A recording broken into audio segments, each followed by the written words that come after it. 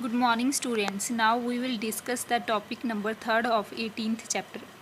आज ਆਪਾਂ डिस्कस करना कि critical appraisal of economic planning till 1991 ਕਹਿੰਦੇ ਜਿਹੜੀ 1991 ਤੱਕ ਦੀ ਆਰਥਿਕ ਯੋਜਨਾਬੰਦੀ ਸੀ ਉਹਦਾ ਆਲੋਚਨਾਤਮਕ ਮੁਲਾਂਕਣ ਕਰਨਾ ਮਤਲਬ ਇਹ ਜਿਹੜੀ ਪਲੈਨਿੰਗ ਕਮਿਸ਼ਨ ਬਣਾਇਆ ਗਿਆ ਸੀ ਇਕਨੋਮਿਕ ਪਲੈਨਿੰਗਸ ਬਣਾਈਆਂ ਗਈਆਂ ਸੀ ਇਹ ਕਿੱਥੋਂ ਤੱਕ ਸਫਲ ਰਹੀਆਂ ਤੇ ਕਿੱਥੋਂ ਤੱਕ ਅਸਫਲ। ਠੀਕ ਹੈ, ਇਹ ਕਰਨ ਤੋਂ ਪਹਿਲਾਂ ਆਪਾਂ ਆਪਣੀ ਬੁੱਕ ਦੇ ਪਿਛਲੇ ਟੌਪਿਕ ਦੇਖਦੇ ਹਾਂ ਜੋ ਕਿ ਹੈ ਰੈਸ਼ਨਲ ਬਿਹਾਈਂਡ ਇਕਨੋਮਿਕ ਪਲੈਨਿੰਗ, ਜਿਹਦਾ ਮਤਲਬ ਆ ਜਿਹੜੀਆਂ ਆਰਥਿਕ ਯੋਜਨਾਬੰਦੀ ਕੀਤੀ ਗਈ ਉਹਦੀ ਕੀ ਤਰਕਸ਼ੀਲਤਾ, ਇਹਨਾਂ ਨੂੰ ਇਕਨੋਮਿਕ ਪਲੈਨਿੰਗਸ ਨੂੰ ਕਿਉਂ ਬਣਾਇਆ ਗਿਆ। ਆਪਾਂ ਨੂੰ ਪਤਾ ਵੀ ਜਦੋਂ ਆਪਾਂ ਨੂੰ ਆਜ਼ਾਦੀ ਮਿਲੀ ਤੇ ਆਪਣਾ ਦੇਸ਼ ਪੂਰੀ ਤਰ੍ਹਾਂ ਦੇ ਨਾਲ ਬਸਤੀਵਾਦ ਪੋਲਿਸੀ ਦੇ ਅੰਡਰ ਸੀ, ਕਲੋਨੀਅਲ ਪੋਲਿਸੀਜ਼ ਉੱਥੇ ਚੱਲ ਰਹੀਆਂ ਸੀ ਜਿਹਦੇ ਕਰਕੇ ਆਪਣਾ ਦੇਸ਼ ਪੂਰੀ ਤਰ੍ਹਾਂ ਡਿਸਟਰੋਏ ਹੋ ਚੁੱਕਾ ਸੀ, ਖਤਮ ਹੋ ਚੁੱਕਾ ਸੀ। ਆਪਣੇ ਦੇਸ਼ ਦਾ ਇਨਫਰਾਸਟਰਕਚਰ ਸੀ ਉਹਦਾ ਲੈਵਲ ਬਹੁਤ ਹੀ ਜ਼ਿਆਦਾ ਲੋ ਸੀ। ਇਸ ਤੋਂ ਬਿਨਾਂ ਜਿਹੜੀ ਹਿਊਮਨ ਰਿਸੋਰਸਿਸ ਡਿਵੈਲਪਮੈਂਟ ਸੀ ਉਹ ਬਹੁਤ ਜ਼ਿਆਦਾ ਘੱਟ ਸੀ। ਜਿਹੜੀ ਸਟੈਂਡਰਡ ਆਫ ਲਿਵਿੰਗ ਸੀ ਲੋਕਾਂ ਦੀ, ਪੀਪਲਸ ਗਰੀਬੀ ਨਾਲ ਜੂਝ ਰਹੇ ਸੀ। ਠੀਕ ਹੈ, ਇਹਨਾਂ ਦੀ ਜਿਹੜਾ living level of living standard ਆ ਉਹ ਵੀ ਬਹੁਤ ਜ਼ਿਆਦਾ ਲੋ ਸੀ। ਹੁਣ ਕਹਿੰਦੇ ਇਹਨਾਂ ਤੋਂ ਬਚਣ ਦੇ ਲਈ, ਇਹਨਾਂ ਨੂੰ ਦੂਰ ਕਰਨ ਦੇ ਲਈ ਆਪਣੇ ਬਹੁਤ ਸਾਰੇ ਇਕਨੋਮਿਕਸਟ ਹੋਏ। ਠੀਕ ਹੈ, ਜਿਵੇਂ ਕੁਜ਼ਨਟ, ਰੋਡਾਨ, ਨਕਸੇ ਤੇ ਲੂਇਸ। ਇਹਨਾਂ ਨੇ ਸੁਜੈਸਟ ਕੀਤਾ ਵੀ ਆਪਣੇ ਦੇਸ਼ ਦੇ ਵਿੱਚ ਕੀ ਹੈ ਇਕਨੋਮਿਕ ਪਲੈਨਿੰਗਸ ਬਣਾਉਣੀਆਂ ਚਾਹੀਦੀਆਂ ਤਾਂ ਕਿ ਸਿਸਟੇਮੈਟਿਕ ਟੈਕਨੀਕਸ ਦੇ ਨਾਲ ਆਪਾਂ ਜਿਹੜੀਆਂ ਸਾਰੀਆਂ ਇਕਨੋਮਿਕਸ ਪ੍ਰੋਬਲਮਸ ਦਾ ਹੱਲ ਕੱਢ ਲਈਏ। ਠੀਕ ਹੈ, ਇਸ ਕਰਕੇ ਕਹਿੰਦੇ 20ਵੀਂ ਸਦੀ ਦੇ ਮਿਡਲ ਦੇ ਪਾਰਟ ਵਿੱਚ ਕੀ ਆ ਆਪਾਂ ਨੂੰ ਪਤਾ ਵੀ ਆਪਾਂ ਜਿਹੜੀਆਂ ਇਕਨੋਮਿਕ ਪਲੈਨਿੰਗਸ ਆ ਉਹ ਸਟਾਰਟ ਕਰ ਦਿੱਤੀਆਂ। ਠੀਕ ਹੈ, ਦੇਖੋ ਜਿਹੜੀ first economic the real beginning of economic policy, ਜਿਹੜੀ ਇਕਨੋਮਿਕ ਪਲੈਨਿੰਗਸ ਆ ਠੀਕ ਹੈ ਉਹਨਾਂ ਦੀ ਬਿਗਨਿੰਗ ਕਿੱਥੋਂ ਹੋਈ 1950 ਦੇ ਵਿੱਚ, ਮਾਰਚ 1950 ਵਿੱਚ। ਠੀਕ ਹੈ, ਇੰਡੀਅਨ ਪਲੈਨਿੰਗ ਕਮਿਸ਼ਨ ਦੁਆਰਾ ਇਹਨੂੰ ਇਸਟੈਬਲਿਸ਼ ਕੀਤਾ ਗਿਆ। ਠੀਕ ਹੈ, ਆਪਾਂ ਨੂੰ ਪਤਾ ਵੀ ਆਪਾਂ ਪੜ੍ਹ ਚੁੱਕੇ ਹਾਂ 1950 ਤੋਂ ਬਾਅਦ ਆਪਣੇ ਦੇਸ਼ ਵਿੱਚ 5 ਈਅਰ ਪਲਾਨਸ ਕੀ ਆ ਲਾਗੂ ਹੋ ਗਏ। 1951 ਤੋਂ ਲੈ ਕੇ 56 ਤੱਕ ਫਸਟ 5 ਈਅਰ ਪਲਾਨ ਬਣਾਇਆ ਗਿਆ। ਠੀਕ ਹੈ, ਹੁਣ ਤੱਕ ਆਪਣਾ ਇੰਡੀਆ 12 5 ਈਅਰ ਪਲਾਨਸ ਨੂੰ ਕੰਪਲੀਟ ਕਰ ਚੁੱਕਿਆ। ਇਸ ਤੋਂ ਬਾਅਦ ਆਪਾਂ ਅਗਲੇ ਟੌਪਿਕਸ ਨੂੰ ਡਿਸਕਸ ਕਰ ਲਿਆ ਕਿ ਇਹਦੇ ਜਿਹੜੇ ਇਕਨੋਮਿਕ ਪਲੈਨਿੰਗ ਆ ਉਹਦੇ ਕੀ ਗੋਲਸ ਆ। ਠੀਕ ਹੈ, ਆਪਾਂ ਦੇਖਿਆ ਵੀ ਇਹਦੇ ਗੋਲਸ ਨੂੰ 2 ਪਾਰਟਸ ਦੇ ਵਿੱਚ ਡਿਵਾਈਡ ਕੀਤਾ ਜਾਂਦਾ, ਇੱਕ ਤਾਂ ਲੌਂਗ ਪੀਰੀਅਡ, ਇੱਕ ਸ਼ਾਰਟ ਪੀਰੀਅਡਸ। ਠੀਕ ਹੈ, ਇਸ ਤੋਂ ਅੱਗੇ ਦੇਖੋ 5 ਸਾਲਾ ਯੋਜਨਾਵਾਂ ਦੀ ਥਾਂ 'ਤੇ 15 ਸਾਲਾ ਵਿਜ਼ਨ ਦਸਤਾਵੇਜ਼, ਕਹਿੰਦੇ 15 years vision document in place of 5 year plan. ਕਹਿੰਦੇ 5 ਈਅਰ ਪਲਾਨਸ ਆਪਣੀ ਕੰਟਰੀ ਦੇ ਵਿੱਚ, ਆਪਣੀ ਇੰਡੀਆ ਦੇ ਵਿੱਚ ਚੱਲ ਰਹੇ ਸੀ। ਹੁਣ ਉਹਨਾਂ ਨੂੰ ਕੀ ਆ, ਉਹਨਾਂ 5 ਈਅਰ ਪਲਾਨਸ ਨੂੰ ਰੀਪਲੇਸ ਕੀਤਾ ਗਿਆ ਕਿਹਦੇ ਨਾਲ, 15 ਈਅਰ ਵਿਜ਼ਨ ਡਾਕੂਮੈਂਟ ਦੇ ਨਾਲ।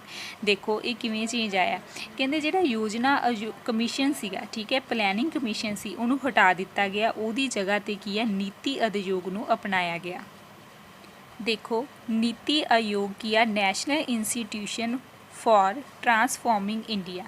ਠੀਕ ਹੈ, ਤਾਂ ਕਰਕੇ ਕਿਹੜੇ ਜਿਹੜੇ 12ਵੀਂ 5 ਈਅਰ ਪਲਾਨਸ ਸੀਗੇ ਉਹਦੀ ਰਿਸਪੌਂਸੀਬਿਲਟੀ ਨੀਤੀ ਆਯੋਗ ਨੂੰ ਹੀ ਦਿੱਤੀ ਗਈ ਵੀ ਜਿਹੜਾ 12ਵਾਂ ਪਲਾਨ ਚੱਲ ਰਿਹਾ ਸੀ ਉਹਨੂੰ ਹੀ ਨੀਤੀ ਆਯੋਗ ਕੀ ਆ ਕੰਪਲੀਟ ਕਰੇਗਾ। ਠੀਕ ਹੈ, ਹੁਣ ਦੇਖੋ ਜਿਹੜੇ ਨਰਿੰਦਰ ਮੋਦੀ ਜੀ ਨੇ ਕੀ ਕੀਤਾ, ਕਹਿੰਦੇ ਉਹਨਾਂ ਦੀ ਗਵਰਨਮੈਂਟ ਨੇ ਡਿਸਾਈਡ ਕੀਤਾ ਕਿ ਜਿਹੜੇ 5 ਈਅਰ ਪਲਾਨਸ ਆ ਉਹਨਾਂ ਨੂੰ ਖ਼ਤਮ ਕਰ ਦਿੱਤਾ ਜਾਵੇ, ਉਹਨਾਂ ਦੀ ਜਗ੍ਹਾ 'ਤੇ ਕੀ ਆ 15 ਈਅਰ ਵਿਜ਼ਨ ਡਾਕੂਮੈਂਟ ਅਪਣਾਇਆ ਜਾਵੇ। ਠੀਕ ਹੈ, ਇਸ ਤੋਂ ਬਾਅਦ ਕੀ ਹੋਇਆ 12ਵੇਂ 5 ਈਅਰ ਪਲਾਨ ਤੋਂ ਬਾਅਦ ਆਪਣੇ ਦੇਸ਼ ਦੇ ਵਿੱਚ 15 ਈਅਰ ਵਿਜ਼ਨ ਡਾਕੂਮੈਂਟ ਬਣਨ ਲੱਗਿਆ। ਠੀਕ ਹੈ, ਇਸ ਵਿੱਚ ਦੇਖੋ ਨਵੇਂ ਪ੍ਰੋਗਰਾਮਸ ਬਣ ਲੱਗੇ, ਨਵੀਆਂ ਸਕੀਮਾਂ ਬਣ ਲੱਗੀਆਂ ਤੇ ਨਵੀਆਂ ਸਟ੍ਰੈਟਜੀਜ਼ ਬਣ ਲੱਗੀਆਂ ਟੂ ਅਚੀਵ ਆ ਲੌਂਗ ਟਰਮ ਵਿਜ਼ਨ। ਕਹਿੰਦੇ ਜਿਹੜੀ ਲੌਂਗ ਟਰਮ ਓਬਜੈਕਟਿਵ ਆਪਾਂ ਕਹਿੰਦੇ ਆ ਉਹਨਾਂ ਨੂੰ ਅਚੀਵ ਕਰਨ ਦੇ ਲਈ ਨਵੇਂ ਪ੍ਰੋਗਰਾਮਸ ਬਣਾਏ ਗਏ। ਹੁਣ ਆਪਾਂ ਡਿਸਕਸ ਕਰਦੇ ਹਾਂ ਕਿ critical appraisal of economic planning till 1991।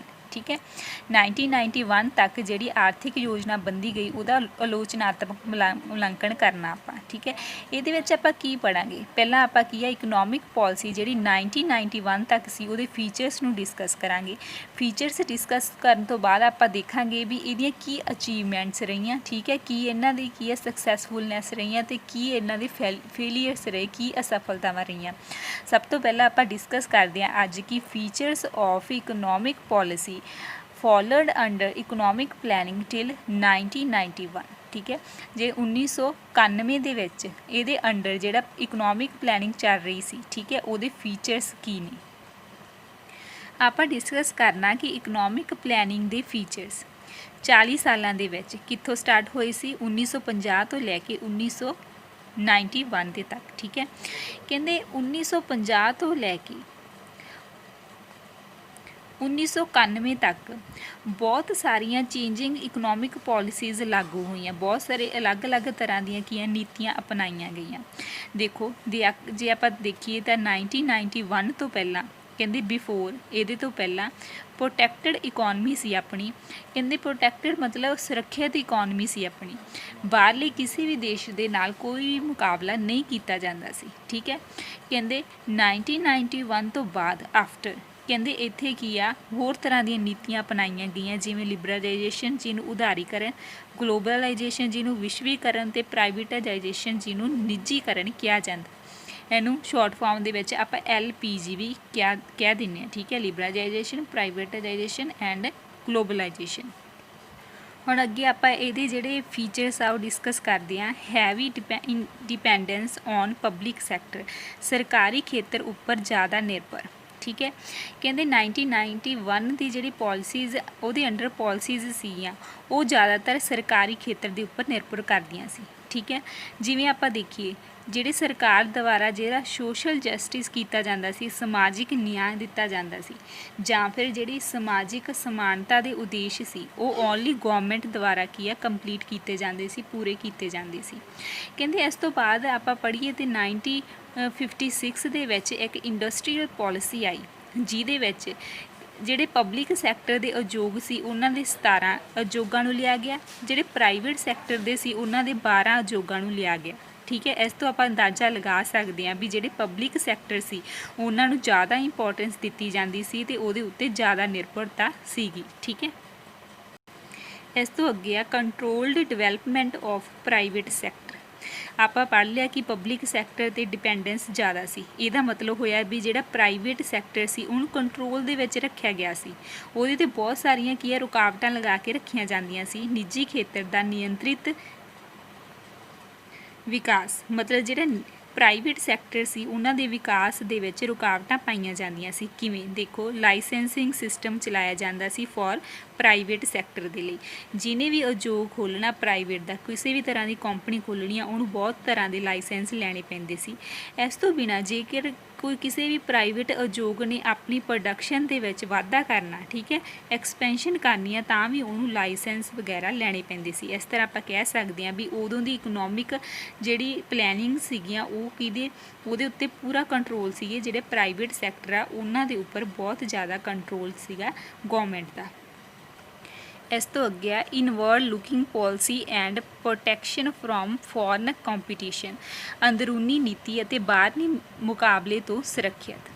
ਕਹਿੰਦੇ ਆ ਪ੍ਰਿਓਰ ਟੂ 1991, ਪ੍ਰਿਓਰ ਮਤਲਬ 1991 ਤੋਂ ਪਹਿਲਾਂ ਜਿਹੜੀ domestic industry was protected from the foreign competition. ਕਹਿੰਦੇ ਜਿਹੜੀ ਆਪਣੀ ਘਰੇਲੂ ਇੰਡਸਟਰੀ ਸੀਗੀ, ਠੀਕ ਹੈ, ਆਪਣੇ ਘਰੇਲੂ ਉਦਯੋਗ ਸੀ, ਉਹਨਾਂ ਨੂੰ ਬਚਾਇਆ ਜਾਂਦਾ ਸੀ ਫੋਰਨ ਕੰਪੀਟੀਸ਼ਨਾਂ ਤੋਂ, ਉਹਨਾਂ ਦੇ ਮੁਕਾਬਲੇ ਤੋਂ, ਠੀਕ ਹੈ। ਜਿਹੜੇ ਵੀ ਤਰ੍ਹਾਂ ਦੇ ਕੋਈ ਵੀ ਆਪਣੇ ਉਦਯੋਗ ਆ ਉਹ ਇੰਪੋਰਟ ਵਗੈਰਾ ਕਰਵਾਉਂਦੇ ਸੀ, ਠੀਕ ਹੈ, ਉਹਨਾਂ ਨੂੰ ਹਾਈ ਕੀ ਆ ਡਿਊਟੀਜ਼ ਕਰ ਦੇਣੇ ਪੈਂਦੇ ਸੀ, ਤਾਂ ਕਿ ਜਿਹੜੀ ਆਪਣੇ ਕੰਟਰੀ ਆ ਉਹ ਜ਼ਿਆਦਾ ਕੀ ਆ ਇੰਪੋਰਟ ਨਾ ਕਰ ਸਕੇ। ਇਸ ਤਰ੍ਹਾਂ ਆਪਾਂ ਕਹਿ ਸਕਦੇ ਹਾਂ ਵੀ ਜਿਹੜੀ ਪ੍ਰੋਟੈਕਸ਼ਨ ਪੋਲਿਸੀ ਅਪਣਾਈ ਜਾਂਦੀ ਸੀਗੀ, ਠੀਕ ਹੈ, ਫੋਰਨ ਕੰਪੀਟੀਸ਼ਨ ਤੋਂ ਬਚਣ ਦੇ ਲਈ। ਇਸ ਤੋਂ ਅੱਗੇ ਹੈਗਾ protection to small scale industries. ਜਿਹੜੇ ਆਪਣੇ ਦੇਸ਼ ਵਿੱਚ ਛੋਟੇ ਉਦਯੋਗ ਸੀ ਉਹਨਾਂ ਦੀ ਸੁਰੱਖਿਅਤ ਨੂੰ ਵੀ ਬਹੁਤ ਧਿਆਨ ਵਿੱਚ ਰੱਖਿਆ ਜਾਂਦਾ ਸੀ ਵੀ ਉਹਨਾਂ ਦਾ ਵਿਕਾਸ ਕੀ ਆ ਵੱਧ ਤੋਂ ਵੱਧ ਹੋ ਸਕੇ। Production of number of products, ਕਹਿੰਦੇ ਜਿਹੜੇ ਆਪਣੇ ਜ਼ਿਆਦਾਤਰ ਪ੍ਰੋਡਕਟ ਇਹੋ ਜਿਹੇ ਪ੍ਰੋਡਕਟ ਕਹਿੰਦੇ ਡਿਸਾਈਡ ਕਰ ਦਿੱਤੇ ਗਏ ਵੀ ਜਿਹੜੇ ਸਿਰਫ ਕੌਣ ਬਣਾਊਗਾ, ਸਮਾਲ ਸਕੇਲ ਇੰਡਸਟਰੀਜ਼ ਆ, ਠੀਕ ਹੈ, ਤਾਂ ਕਿ ਉਹਨਾਂ ਲਈ ਇੱਕ ਰਿਜ਼ਰਵਡ ਰੱਖਿਆ ਗਿਆ ਵੀ ਇਹ ਪ੍ਰੋਡਕਟ ਸਿਰਫ ਕੌਣ ਬਣਾਊਗਾ, ਸਮਾਲ ਸਕੇਲ ਇੰਡਸਟਰੀ, ਤਾਂ ਕਿ ਉਹਨਾਂ ਨੂੰ ਵੱਧ ਤੋਂ ਵੱਧ ਕੀ ਆ ਫਾਇਦਾ ਹੋ ਸਕੇ। ਇਸ ਤੋਂ ਬਿਨਾਂ ਜਿਹੜੇ ਸਮੋਲ ਸਕੇਲ ਇੰਡਸਟਰੀ ਸੀ ਉਹਨੂੰ ਬਹੁਤ ਸਾਰਿਆਂ ਦੇ ਕਨਸੈਸ਼ਨਸ ਦਿੱਤੇ ਜਾਂਦੇ ਸੀ, ਬਹੁਤ ਤਰ੍ਹਾਂ ਦੀਆਂ ਛੋਟਾਂ ਦਿੱਤੀਆਂ ਜਾਂਦੀਆਂ ਸੀ। ਲੋ ਐਕਸਾਈਜ਼ ਡਿਊਟੀ ਮਤਲਬ ਉਹਨਾਂ 'ਤੇ ਜਿਹੜਾ ਐਕਸਾਈਜ਼ ਕਰ ਲੱਗਦਾ ਸੀ ਉਹ ਵੀ ਬਹੁਤ ਜ਼ਿਆਦਾ ਘੱਟ ਸੀ। ਠੀਕ ਹੈ, ਹੁਣ ਕਹਿੰਦੇ ਜਿਹੜੀ ਪ੍ਰਮੋਟ ਪ੍ਰੋਡਕਟਸ, ਕਹਿੰਦੇ ਜਿਹੜੀ ਸਮੋਲ ਸਕੇਲ ਇੰਡਸਟਰੀ ਦੇ ਪ੍ਰੋਡਕਟ ਸੀ ਉਹਨਾਂ ਨੂੰ ਜਿਹੜੇ ਇੰਟਰਨੈਸ਼ਨਲ ਮਾਰਕੀਟ ਦੇ ਵਿੱਚ ਵੀ ਬਹੁਤ ਜ਼ਿਆਦਾ ਕੀ ਆ ਪ੍ਰਮੋਟ ਕੀਤਾ ਜਾਂਦਾ ਸੀ। ਇਸ ਤੋਂ ਅੱਗੇ ਕੀ ਆ ਸੈਂਟਰਲਾਈਜ਼ਡ ਇੱਕ ਪਲੈਨਿੰਗ, ਕੇਂਦਰੀ ਯੋਜਨਾਬੰਦੀ। ਹੁਣ ਆਪਾਂ ਨੂੰ ਪਤਾ ਇੱਕ ਆਪਣੀ ਰਾਜ ਸਰਕਾਰ ਹੁੰਦੀ ਹੈ, ਇੱਕ ਕੇਂਦਰੀ ਸਰਕਾਰ ਹੁੰਦੀ ਹੈ। ਠੀਕ ਹੈ, ਜਿਹੜੇ ਪ੍ਰੋਗਰਾਮਸ ਬਣਾਏ ਜਾਂਦੇ ਸੀਗੇ, ਜਿਹੜੀ ਆਪਣੀ ਸਰਕਾਰ ਜਾਂ ਫਿਰ ਸਟੇਟ ਆਪਾਂ ਕਹਿ ਸਕਦੇ ਹਾਂ ਪ੍ਰੋਗਰਾਮ ਬਣਾਉਂਦੀ ਸੀ ਜਿਹੜੇ ਦੇਸ਼ ਦੀ ਗਰੋਥ ਅਤੇ ਡਿਵੈਲਪਮੈਂਟ ਨਾਲ ਜੁੜੇ ਹੋਏ ਸੀ। ਕੌਣ ਬਣਾਉਂਦੀ ਸੀ? ਸਟੇਟ ਲੈਵਲ 'ਤੇ ਜਿਹੜੀ ਗੌਰਮੈਂਟ ਆਪਣੇ ਕੋਈ ਵੀ ਪਲਾਨ ਬਣਾਉਂਦੀ ਹੈ, ਕੋਈ ਵੀ ਪ੍ਰੋਗਰਾਮਸ ਬਣਾਉਂਦੀ ਹੈ। ਠੀਕ ਹੈ, ਉਹਨਾਂ ਦਾ ਵਰਕ ਕਿਵੇਂ ਕਰਨਾ, ਠੀਕ ਹੈ, ਉਹ ਕਿਹਦੇ 'ਤੇ ਲਾਗੂ ਹੁੰਦਾ ਸੀ? ਸੈਂਟਰ ਗੌਰਮੈਂਟ ਦੁਆਰਾ ਜਿਹੜੀਆਂ ਸਟ੍ਰੈਟਜੀਜ਼ ਬਣਾਈਆਂ ਜਾਂਦੀਆਂ ਸੀਗੀਆਂ। ਠੀਕ ਹੈ, ਉਹਨਾਂ ਦੇ ਉੱਪਰ ਨਿਰਭਰ ਕਰਦਾ ਸੀ। ਮਤਲਬ ਜਿਹੜੀ ਸੈਂਟਰ ਗੌਰਮੈਂਟ ਦੇ ਦੁਆਰਾ ਜਿਹੜੀ ਵੀ ਕਿਹਦੇ ਡਾਇਰੈਕਸ਼ਨਸ ਦਿੱਤੀਆਂ ਜਾਂਦੀਆਂ ਸੀ ਉਹਦੇ ਅਕੋਰਡਿੰਗ ਹੀ ਸਟੇਟ ਲੈਵਲ ਦੀ ਗੌਰਮੈਂਟ ਕੀ ਆ ਆਪਣੇ ਜਿਹੜੇ ਗਰੋਥ ਅਤੇ ਡਿਵੈਲਪਮੈਂਟ ਦੇ ਪ੍ਰੋਗਰਾਮਸ ਨੂੰ ਜਾਰੀ ਕਰਦੀ ਸੀ, ਲਾਗੂ ਕਰਦੀ ਸੀ। ਠੀਕ ਹੈ, ਉਹਨਾਂ ਦੇ ਅਕੋਰਡਿੰਗ ਹੀ ਪਲੈਨਿੰਗਸ ਬਣਾਉਂਦੀ ਸੀ। ਇਸ ਤੋਂ ਅੱਗੇ ਦੇਖੋ self sufficient in food grains, ਅਨਾਜ ਵਿੱਚ ਖੁਦ ਮੁਖਤਿਆਰ ਤੁਹਾਨੂੰ ਪਹਿਲਾਂ ਹੀ ਦੱਸਿਆ ਸੀ ਵੀ ਉਹਦੇ ਵਿੱਚ ਇੰਨਾ ਕੁ ਉਹ ਕਹਿੰਦੇ ਆਪਣੇ ਦੇਸ਼ ਉਹਨਾਂ ਕੁ ਕਹਿੰਦੇ ਉਹ ਰੱਖਦਾ ਸੀਗਾ, ਆਪਣੀ ਪਾਵਰ ਰੱਖਦਾ ਸੀ, ਖੁਦ ਮੁਖਤਿਆਰੀ ਰੱਖਦਾ ਸੀ, ਉਹਨਾਂ ਕੋਲ ਸਮਰੱਥਾ ਸੀਗੀ ਤਾਂ ਕਿ ਆਪਣੇ ਦੇਸ਼ ਨੂੰ ਉਹ ਕੀ ਆ ਫੂਡ ਗ੍ਰੇਨ ਪ੍ਰਾਪਤ ਕਰ ਸਕਣ। ਮਤਲਬ ਉਹਨਾਂ ਦਾ ਅਨਾਜ ਆਪਣੇ ਦੇਸ਼ ਦੇ ਲਈ, ਆਪਣੇ ਦੇਸ਼ ਵਿੱਚ ਮੁੱਖ ਤੌਰ 'ਤੇ ਆਪਾਂ ਨੂੰ ਪਤਾ ਵੀ ਖੇਤੀ ਕੀਤੀ ਜਾਂਦੀ ਸੀ, ਤਾਂ ਹੀ ਕਰਕੇ ਜਿਹੜੀ ਉਸ ਸਮੇਂ ਦੀ ਜਿਹੜੀ ਇਕਨੋਮਿਕ ਪੋਲਿਸੀ ਦੇ ਸਮੇਂ ਕੀ ਸੀਗਾ ਜਿਹੜਾ ਅਨਾਜ ਦੇ ਵਿੱਚ ਆਪਣੇ ਦੇਸ਼ ਨੂੰ ਬਹੁਤ ਜ਼ਿਆਦਾ ਵਾਧਾ ਹੁੰਦਾ ਸੀ, ਕਿਉਂਕਿ ਆਪਣੇ ਦੇਸ਼ ਵਿੱਚ ਬਹੁਤ ਜ਼ਿਆਦਾ ਜਿਹੜਾ ਅਨਾਜ ਆ ਫੂਡ ਗ੍ਰੇਨਸ ਦਾ ਉਤਪਾਦਨ ਕੀਤਾ ਜਾਂਦਾ ਸੀ। ਆਪਾਂ ਨੂੰ ਪਤਾ ਵੀ 1965 ਤੇ 66 ਦੇ ਵਿੱਚ ਗ੍ਰੀਨ ਰੈਵੋਲਿਊਸ਼ਨ ਆਇਆ ਸੀ, ਜਿਹਨੂੰ ਹਰੀ ਕ੍ਰਾਂਤੀ ਕਿਹਾ ਜਾਂਦਾ, ਜਿਹਦੇ ਵਿੱਚ ਕੀ ਆ ਕਣਕ ਦੇ ਉਤਪਾਦਨ ਵਿੱਚ ਬਹੁਤ ਜ਼ਿਆਦਾ ਵਾਧਾ ਹੋਇਆ। ਠੀਕ ਹੈ, ਜਿਹੜੇ ਝੋਨਾ ਵਗੈਰਾ ਕਹਿ ਸਕਦੇ ਆਪਾਂ ਉਹਦੇ ਵਿੱਚ ਬਹੁਤ ਜ਼ਿਆਦਾ ਕੀ ਆ ਜਿਹੜੇ ਫੂਡ ਗ੍ਰੇਨਸ ਸੀ ਉਹਨਾਂ ਦੇ ਵਿੱਚ, ਫਸਲਾਂ ਦੇ ਵਿੱਚ, ਅਨਾਜ ਦੇ ਵਿੱਚ ਆਪਾਂ ਨੂੰ ਬਹੁਤ ਹੀ ਜ਼ਿਆਦਾ ਵਾਧਾ ਹੋਇਆ। ਇਸ ਤੋਂ ਬਾਅਦ ਕੀ ਆ ਆਪਣੇ ਜਿਹੜੇ ਫੂਡ ਗ੍ਰੇਨਸ ਦੀ ਪ੍ਰੋਡਕਸ਼ਨ ਵੱਧ ਗਈ, ਤਾਂ ਕਰਕੇ ਜਿਹੜੀ ਪ੍ਰੋਡਕਸ਼ਨ ਵਧਣ ਨਾਲ ਆਪਣੇ ਦੇਸ਼ ਦੇ ਕੋਲ ਕੀ ਆ ਸਰਪਲਸ ਵੀ ਬਚ ਜਾਂਦਾ ਸੀ ਅਨਾਜ ਦਾ। ਸੋ ਉਹਨਾਂ ਦਾ ਵੀ ਮਾਰਕੀਟੇਬਲ ਕੀਤਾ ਗਿਆ, ਉਹਨਾਂ ਨੂੰ ਵਪਾਰ ਕੀਤਾ ਗਿਆ, ਉਹਨਾਂ ਨੂੰ ਮੰਡੀਆਂ ਦੇ ਵਿੱਚ ਲਿਜਾਇਆ ਗਿਆ। ਠੀਕ ਹੈ, ਅੱਗੇ ਆ thirst on saving and investment, ਕਹਿੰਦੇ ਬੱਚਤ ਅਤੇ ਨਿਵੇਸ਼ 'ਤੇ ਵੀ ਜ਼ੋਰ ਦਿੱਤਾ ਗਿਆ। ਕਹਿੰਦੇ ਸੇਵਿੰਗ ਅਤੇ ਬੱਚਤ ਨੂੰ ਪ੍ਰਮੋਟ ਕਰਨ ਦੇ ਲਈ ਕੀ ਕੀਤਾ ਗਿਆ? ਟੂ ਪ੍ਰਮੋਟ ਦਾ ਸੇਵਿੰਗ, ਜਿਹੜੇ ਰੇਟ ਆਫ ਇੰਟਰਸਟ ਵਧਾਏ ਗਏ, ਕਿਉਂਕਿ ਜਿਹੜੇ ਬੈਂਕਾਂ ਦੇ ਵਿੱਚ ਲੋਕ ਸੇਵਿੰਗਸ ਨੂੰ ਜਮ੍ਹਾਂ ਕਰਾਉਂਦੇ ਸੀ ਉਹਨਾਂ ਨੂੰ ਵੱਧ ਰੇਟ ਆਫ ਇੰਟਰਸਟ ਮਿਲਦਾ ਸੀ। ਰੇਟ ਆਫ ਇੰਟਰਸਟ ਵੱਧ ਮਿਲਣ ਦੇ ਕਾਰਨ ਜ਼ਿਆਦਾ ਲੋਕ ਸੇਵਿੰਗਸ ਕਰਦੇ ਸੀ। ਅਤੇ ਕਹਿੰਦੇ ਇਸ ਤੋਂ ਬਿਨਾਂ ਜਿਹੜੇ ਇਨਵੈਸਟਮੈਂਟ ਨੂੰ ਪ੍ਰਮੋਟ ਕਰਨ ਦੇ ਲਈ ਸਰਕਾਰ ਕੀ ਆ ਸਬਸਿਡੀਜ਼ ਦਿੰਦੀਆਂ ਸੀ, ਕੈਪੀਟਲ ਗ੍ਰਾਂਟਸ ਦਿੱਤੀਆਂ ਸੀ, ਤਾਂ ਕਰਕੇ ਲੋਕ ਜ਼ਿਆਦਾ ਤੋਂ ਜ਼ਿਆਦਾ ਇਨਵੈਸਟ ਕਰਨ ਤਾਂ ਕਿ ਆਪਣੇ ਦੇਸ਼ ਦੀ ਡਿਵੈਲਪਮੈਂਟ ਹੋ ਸਕੇ। ਠੀਕ ਹੈ, ਜਿਹੜੀ ਹੁਣ ਸੇਵਿੰਗ ਅਤੇ ਇਨਵੈਸਟਮੈਂਟ ਆ ਦੋਨੋਂ ਚੀਜ਼ਾਂ ਕੀ determinants of growth of economy, ਕਹਿੰਦੇ ਜਦੋਂ ਕਿਸੇ ਦੇਸ਼ ਦੀ ਜਾਂ ਆਰਥਿਕ ਵਿਵਸਥਾ ਦੀ ਕਿਸੇ ਵੀ ਗਰੋਥ ਕਰਨੀ, ਉਹਦਾ ਵਿਕਾਸ ਕਰਨਾ, ਅਤੇ ਉਹਨਾਂ ਦੇ ਲਈ ਜਿਹੜੇ ਸੇਵਿੰਗ ਆ ਅਤੇ ਇਨਵੈਸਟਮੈਂਟ ਆ ਦੋ ਮੁੱਖ ਕਾਰਕ ਹੁੰਦੇ ਆ। ਠੀਕ ਹੈ, ਇਸ ਤੋਂ ਅੱਗੇ ਡਿਵੈਲਪਮੈਂਟ ਆਫ ਹੈਵੀ ਇੰਡਸਟਰੀ, ਭਾਰੀ ਉਦਯੋਗਾਂ ਦਾ ਵਿਕਾਸ ਕੀਤਾ ਗਿਆ। ਠੀਕ ਹੈ, ਜਿਵੇਂ ਭਾਰੀ ਉਦਯੋਗ ਜਿਹੜੇ ਹੁੰਦੇ ਆ, ਜਿਵੇਂ ਆਪਣੇ ਲੋਹਾ ਜਾਂ ਸਟੀਲ ਇੰਡਸਟਰੀਜ਼ ਹੁੰਦੀ ਹੈ। ਠੀਕ ਹੈ, ਇਲੈਕਟ੍ਰੀਸਿਟੀ ਜਨਰੇਸ਼ਨਸ ਹੁੰਦੀਆਂ। ਠੀਕ ਹੈ, ਜਾਂ ਇਸ ਤੋਂ ਬਿਨਾਂ ਇੰਜੀਨੀਅਰਿੰਗ ਗੁਡਸ ਹੁੰਦੀਆਂ। ਠੀਕ ਹੈ, ਇਹਨਾਂ ਦੀਆਂ ਇੰਡਸਟਰੀਜ਼ ਜਿਨ੍ਹਾਂ ਨੂੰ ਕੈਪੀਟਲ ਇੰਡਸਟਰੀਜ਼ ਕਿਹਾ ਜਾਂਦਾ, ਉਹਨਾਂ ਦੀ ਡਿਵੈਲਪਮੈਂਟ ਲਈ ਕਹਿੰਦੇ ਬਹੁਤ ਸਾਰੇ ਕਦਮ ਚੁੱਕੇ ਗਏ ਔਨ ਪ੍ਰਾਇਓਰਟੀ ਬੇਸਿਸ। ਪ੍ਰਾਇਓਰਟੀ ਮਤਲਬ ਉਹਨਾਂ ਨੂੰ ਪਹਿਲ ਦੇ ਬੇਸਿਸ 'ਤੇ ਰੱਖਿਆ ਗਿਆ ਵੀ ਅਸੀਂ ਪਹਿਲਾਂ ਕੀ ਆ ਕਿਹਦੀ ਡਿਵੈਲਪਮੈਂਟ ਕਰਨੀ ਹੈ, ਜਿਹੜੇ ਹੈਵੀ ਇੰਡਸਟਰੀਜ਼ ਆ। ਠੀਕ ਹੈ, ਉਹਨਾਂ ਦੀ ਡਿਵੈਲਪਮੈਂਟ ਕਰਨੀ ਆ। ਸੋ ਇਸ ਤਰ੍ਹਾਂ ਇਹ ਕੀ ਸੀ ਆਪਣੇ ਫੀਚਰਜ਼ ਸੀਗੇ। ਠੀਕ ਹੈ, ਜਿਹੜੇ ਕਿ ਵਿਸ਼ੇਸ਼ਤਾਵਾਂ ਸੀਗੀਆਂ ਜਿਹੜੀਆਂ 1991 ਦੇ ਵਿੱਚ ਜਿਹੜੀ ਆਪਣੀ ਇਕਨੋਮਿਕ ਪੋਲਿਸੀ ਸੀ ਉਹਦੇ ਵਿੱਚ ਪਾਈਆਂ ਜਾਂਦੀਆਂ ਸੀ। ਇਸ ਤੋਂ ਅੱਗੇ ਆਪਾਂ ਕੱਲ੍ਹ ਪੜ੍ਹਾਂਗੇ ਕਿ ਜਿਹੜੀ 1991 ਤੱਕ ਜਿਹੜੀ ਆਪਣੀ ਇਕਨੋਮਿਕ ਪਲੈਨਿੰਗ ਸੀਗੀਆਂ ਉਹਦੀਆਂ ਅਚੀਵਮੈਂਟਸ ਅਤੇ ਫੇਲੀਅਰਸ ਕੀ ਰਹੇ ਨੇ। ਸੋ ਆਪਣਾ ਇਹ ਟੌਪਿਕ ਇੱਥੇ ਫਿਨਿਸ਼ ਹੋ ਜਾਂਦਾ। Thank you students.